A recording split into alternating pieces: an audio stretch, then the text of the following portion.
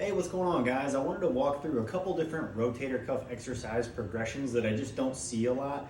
I think they can be really valuable in terms of modifying the different positions that we train the rotator cuff in and potentially isolating those muscle groups a little bit better.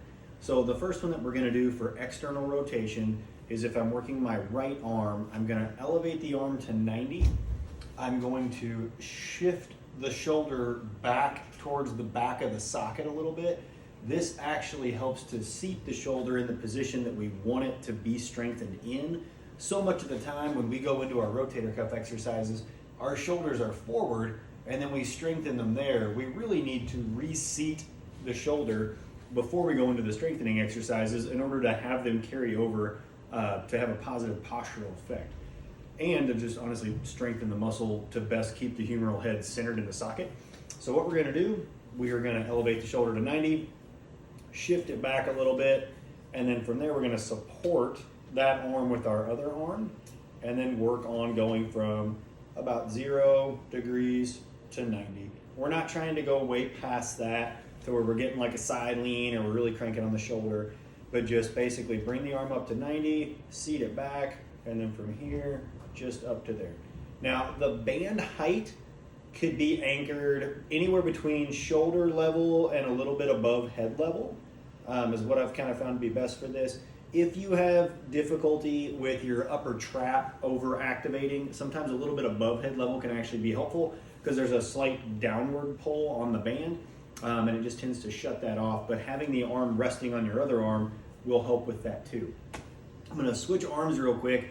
We're gonna do the exact same thing for internal rotation. So if I'm doing internal with my left arm, I'm just gonna bring it up to 90, shift it back into the socket, support the elbow, and then we're just coming down like that.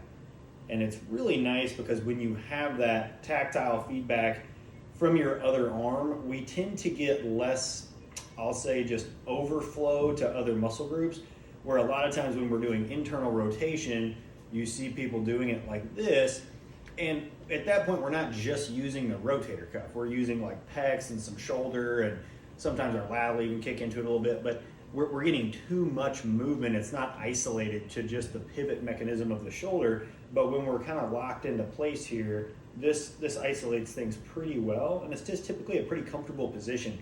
The other big advantage to training your rotator cuff in at least 90 degrees, oftentimes we don't really injure our rotator cuff down below. We injure it like putting on a coat or reaching up, or that's when it really is functioning more to center that humeral head into the socket. And I think a lot of times when we're just doing our external rotation at the base, which this is a great exercise, don't get me wrong, but we're not really training it in different positions of humeral elevation, which is really where we need to be training that a lot of the time. So I would definitely encourage you, if you're somebody that does a rotator cuff warm-up that's just at neutral for the shoulder, to really start working on different ways to elevate the arm, train it in different positions. This one's not bad. This is the one that you see done all the time. Only reason I'm not maybe a huge fan of it is because it does tend to activate the upper trap a little bit more, and if you have shoulder stiffness, it feeds into bad compensation patterns of the shoulder girdle. So I'm not opposed to doing external rotation like this. I know these kinds of things are popular. Just make sure that you're actually having good activation and you have adequate range of motion for that exercise before you do it. Otherwise, I think it can tend to be a little bit problematic. But hope that was helpful. Try those out and let us know what you think. Thanks.